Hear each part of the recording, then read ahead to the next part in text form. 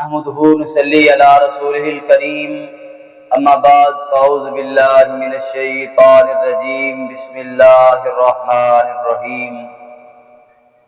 تمامی احباب السلام علیکم ورحمۃ اللہ وبرکاتہ۔ آج کی یہ ویڈیو آپ کا دل دہلا دینے والی ہے، آپ کی سوچیں اور مائنڈ تبدیل کر دینے والی ہے۔ یہ ویڈیو اینڈ تک ضرور دیکھیے گا، ہو سکتا ہے کہ آپ کی زندگی تبدیل ہو جائے۔ آج حضرت لوط علیہ السلام کی قوم کا واقعہ آپ کے سامنے رکھنے کا موقع مل رہا ہے۔ قوم لوط ایسی بدبخت قوم ہے جس نے ایسا گناہ رائج کیا کہ اس سے پہلے یہ گناہ کبھی تصورات میں بھی موجود نہیں تھا، تاریخ کی کتب میں بھی موجود نہیں تھا۔ اور حضرت لوط علیہ السلام کی قوم کے ساتھ کیا ہوا، اللہ نے کیا عذاب نازل فرمایا، جانتے ہیں اس ویڈیو کے اندر۔ حضرت لوط علیہ السلام اللہ تبارک و تعالیٰ کے بہت ہی برگزیدہ پیغمبر ہیں۔ اللہ تبارک و تعالیٰ نے ان کو شان اور عزت عطا فرمائی۔ آپ حضرت ابراہیم علی نبی جنا علیہ السلام کے سگے بھتیجے ہیں۔ حضرت ابراہیم علیہ السلام کے سگے بھائی کے بیٹے، اور آپ کی پرورش آپ نے ہی یعنی کہ حضرت ابراہیم علی نبی جنا علیہ السلام نے فرمائی۔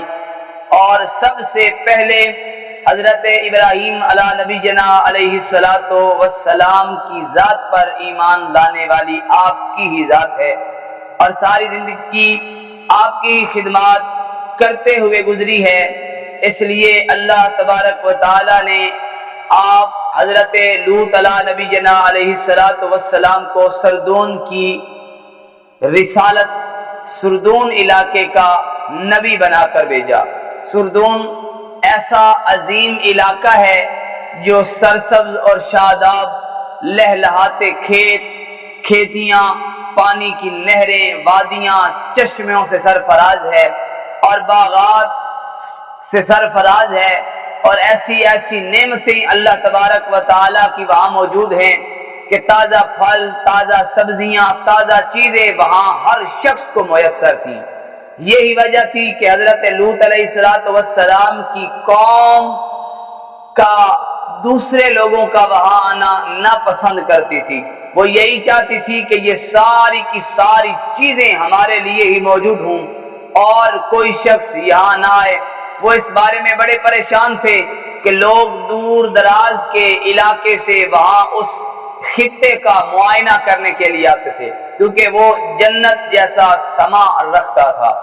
آبازی وقار ایک دن وہ سوچ رہے تھے کہ ابلیس لعین ان کے پاس بوڑھے آدمی کی شکل میں آیا اور کہتا ہے کہ جیسا میں کہوں ویسا تم کرو تو اس مسئلے کا حل نکل آئے گا۔ تو لوگ سارے کے سارے جمع ہو گئے اور انہوں نے کہا کہ ہاں آپ ہی بتائیے کہ کیا ماجرا ہے، کیا مسئلہ ہے، کیسے ان لوگوں سے نجات پائی جا سکتی ہے۔ تو شیطان لعین نے کہا کہ اس مسئلے کا حل میں آپ لوگوں کو کل بتاؤں گا۔ اب آبزی وقار دوسرا دن ہوا، شیطان لعین ایک خوبصورت حسین و جمیل لڑکے کی صورت میں بن کر آیا اور ان کو بد فعلی پر لگا دیا، اور یہ کہا کہ اگر تم آنے والے مہمانوں کے ساتھ ایسا ہی برا سلوک کرتے رہو گے تو وہ ایک دن تمہارے پاس نہیں آئیں گے۔ آبازی وقار شیطان لعین کی یہ عظیم چال ان لوگوں کو ایسے لے کر بیٹھی کہ وہ اتنے بدفعلی کے اندر مشغول ہو گئے کہ ان کی ہر مجلس اس کام سے خالی نہیں ہوتی تھی، ان کا ہر کام اسی معاملے کے اندر گزرتے تھا۔ ہم جنس پرنسی میں وہ ایسے ڈوبے کہ اللہ کے پیارے نبی حضرت لوط علیہ السلام ان کے پاس آئے اور بارہا سمجھاتے رہے کہ لوگوں یہ گناہ ہے، ہم جنس پرنسی یہ بہت بڑا اللہ کا عذاب ہے، لیکن ان لوگوں پر کوئی اثر نہ ہوا۔ اللہ کا نبی ان لوگوں کو دن رات سمجھاتا رہا کہ یہ عذاب الہی کو دعوت دینے جیسا ہے، اے لوگوں اس کام سے باز آ جاؤ، اے لوگوں اس کام سے رک جاؤ، اس کام کا بہت برا انجام ہے۔ تو آبازی وقار وہ لوگ ٹس سے مس نہ ہوئے، اس کے علاوہ انہوں نے اللہ کے نبی کو برا بھلا کہا اور کہا کہ تم ہماری بستی چھوڑ دو۔ اور ایک دن خدا کا کرنا ایسا ہوا کہ انہوں نے خود ہی اپنے منہ سے عذاب الہی مانگ لیا، کیونکہ حضرت لوط علیہ السلام اللہ کے وہ برگزیدہ پیغمبر ہیں کہ اللہ نے کمال کے معجزات عطا فرمائے۔ ہاتھ اٹھاتے تھے تو اللہ بارش عطا فرماتا تھا، اور آپ جس چیز کے لیے دعا کرتے تھے اللہ ان کی اس دعا کو قبول فرما لیتا تھا۔ تو احباب ذی وقار، انہوں نے عذاب الہی کو دعوت دے دی، تو جب عذاب الہی کو انہوں نے دعوت دی تو اللہ تبارک و تعالی نے جبرائیل امین اور اس کے ساتھ فرشتوں کو آسمان سے خوبصورت لڑکے بنا کر حضرت لوط علیہ السلام کے گھر بھیجا۔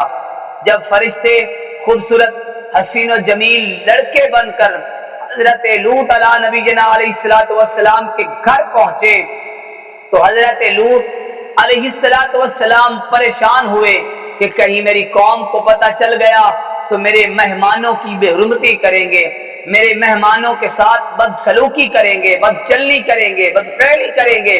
تو احباب ذی وقار، حضرت لوط علیہ السلام کی بیوی جس کا نام واہلہ تھا وہ منافق تھی اور آپ پر ایمان بھی نہیں رکھتی تھی۔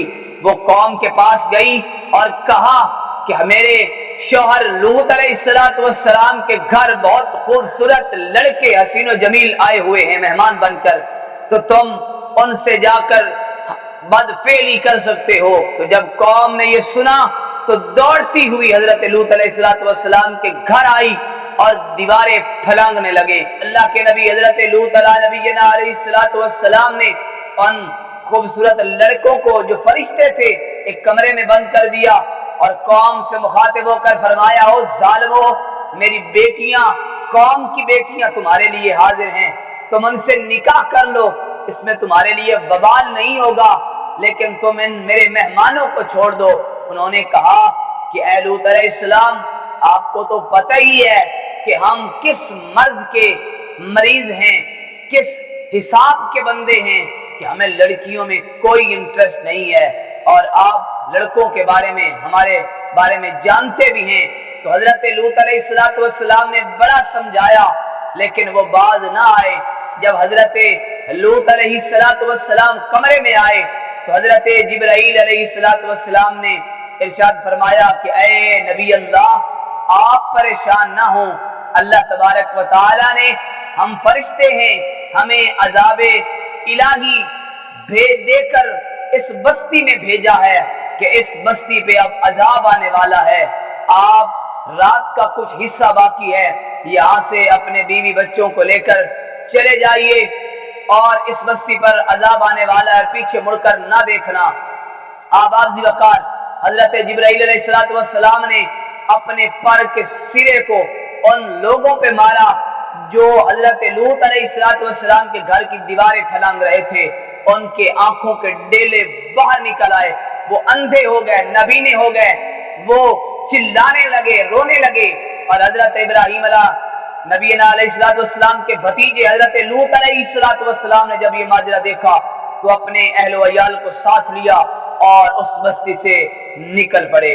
ساری رات دوڑتے رہے اور حضرت لوط علیہ السلام کی بیوی واہلہ جب اس نے پیچھے مڑ کر دیکھا تو وہ بھی عذاب الہی کا شکار بن گئی اور پتھر جیسا بت بن گئی۔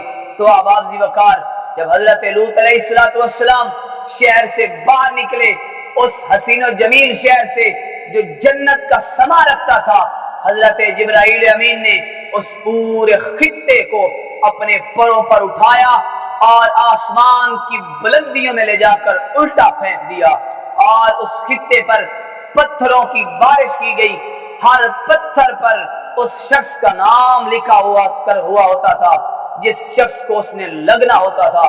تو اس طریقے سے وہ ساری کی ساری بستی تباہ و برباد ہو گئی، عذاب الہی کا شکار بن گئی، اور ان لوگوں کو اللہ تبارک و تعالی نے پتھر کا سا بنا دیا جو لوگ بدفعلی اور بدکرداری کرتے تھے، ہم جنس پرستی کرتے تھے۔ تو احباب ذی وقار، یہ ہولناک عذاب جو اس قوم لوط پر اللہ نے نازل فرمایا، اور ہم بھی دعا کرتے ہیں کہ اللہ تبارک و تعالی ہمیں ان کھلونے حرکتوں سے محفوظ فرمائے اور اللہ عذاب جہنم عذاب قبر سے محفوظ فرمائے۔ وآخر دعوانا ان الحمد للہ رب العالمین۔